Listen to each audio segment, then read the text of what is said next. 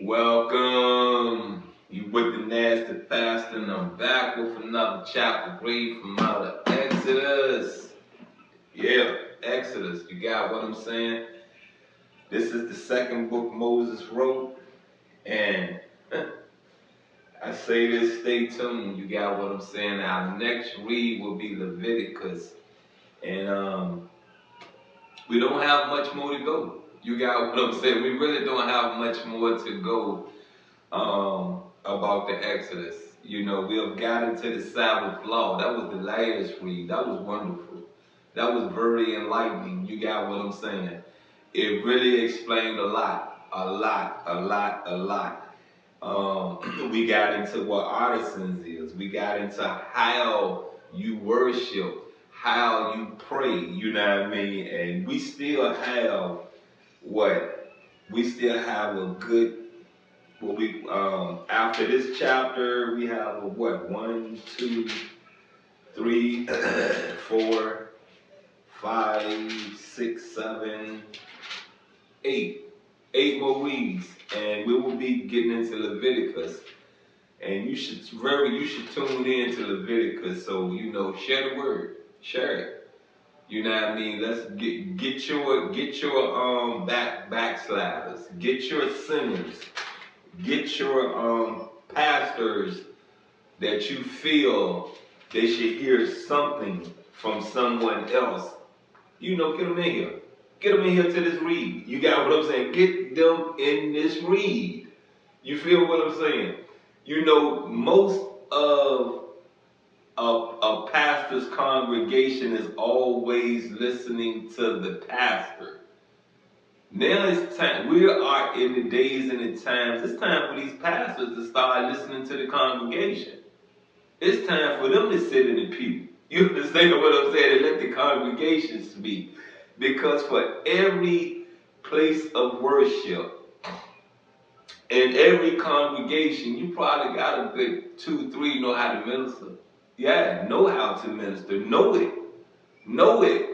They get into this Holy Bible, they get into these scriptures after Sunday service. You understand what I'm saying? After Sunday service, they still in the scriptures. Go on, give it a try. You know what I mean? Just a word from the wise. Give it a try. Anyway, let's go and get into chapter 32. And the title of chapter 32 is The Gold Calf. Now, when the people saw that Moses delayed coming down from the mountain, the people gathered together to Aaron and said to him, "Come, make us gods that shall go before us. For as for this Moses, the man who brought us up out of the land of Egypt, we do not know what has become of him." And Aaron said to them, "Break off the golden earrings which are in the ears of your wives, your sons, and your daughters, and bring them to me." So all the people broke off the golden earrings which were in their ears and brought them to Aaron. And he received the gold from their hand, and he fashioned it with an engraving tool and made a molded calf. Then they said, "This is your God, O Israel, that brought you out of the land of Egypt." So when Aaron saw it, he built an altar before it, and Aaron made a proclamation and said, Tomorrow is a feast to the Lord. Then they rose early on the next day, offered burnt offerings and brought peace offerings, and the people sat down to eat and drink and rose up to play. And the Lord said to Moses, "Go get down, for your people whom you brought out of the land of Egypt have corrupted themselves. They have turned aside quickly out of the way which I commanded them. They have made themselves a molten calf and worshipped it and sacrificed to it and said, 'This is your God, O Israel, that brought you out of the land of Egypt.'" Now what was Aaron? Did you understand what Aaron just done? Let's proceed. And the Lord said to Moses, "I have seen this people, and indeed it is a stiff-necked people.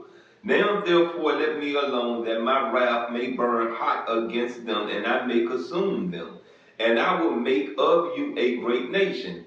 Then Moses pleaded with the Lord his God and said, Lord, why does your wrath burn not against your people whom you have brought out of the land of Egypt with great power and with a mighty hand?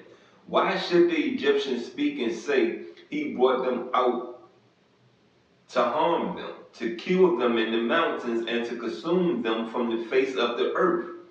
Turn from your fierce wrath and relent from this harm to your people. Remember Abraham, Isaac, and Israel, your servants, to whom you swore by your own self, and said to them, I will multiply your descendants as the stars of heaven, and all the land that I have spoken of I give to your descendants, and they shall inherit it forever. So the Lord relented from the harm which he said he would do to his people. And Moses turned and went down from the mountain, and the 2 tablets of the testimony were in his hand. The tablets were written on both sides, on the one side, and on the other they were written. Now the tablets were the work of God, and the writings was the writings of God engraved on the tablets. And when Joshua heard the noise of the people as they shouted, he said to Moses, there is a noise of war in the camp. But he said, it is not the noise of the shout of victory, nor the noise of the cry of defeat, but the sound of singing I hear. So it was as soon as he came near the camp that he saw the calf and the dancing. So Moses' anger became hot, and he cast the tablet out of his hands and broke them at the foot of the mountain. Then he took the calf which they had made, burnt it in the fire, and ground it to powder, and he scattered it on the water, and made the children of Israel drink it. And Moses said to Aaron, what did this people do to you that you have brought so great a sin upon them? So Aaron said, do not let the anger of my Lord become hot. You know the people, that they are set in evil. Come on now. Come on. Come on now. So you're going to do this to these people because they set in evil? Let's proceed. So Aaron said, do not let the anger of my Lord become hot. You know the people, that they are set on evil. For they said to me, make us gods that shall go before us. As for this Moses, the man who brought us out of the land of Egypt, we do not know what has become of him. And I said to them, whoever has any gold, let them break it off. So they gave it to me, and I cast it into the fire, and this calf came out.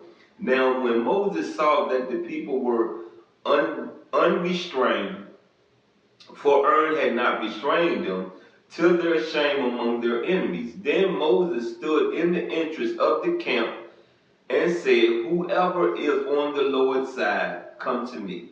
And all the sons of Levi gathered themselves together to him. And he said to them, thus says the Lord God of Israel, let every man put his sword on his side and go in and out from entrance to entrance throughout the camp, and let every man kill his brother, every man his companion, and every man his neighbor. So the sons of Levi did according to the word of Moses, and about 3,000 men of the people fell that day. God Almighty. Come on now. He brought like 700,000 people up out of Egypt. They done killed off 3,000.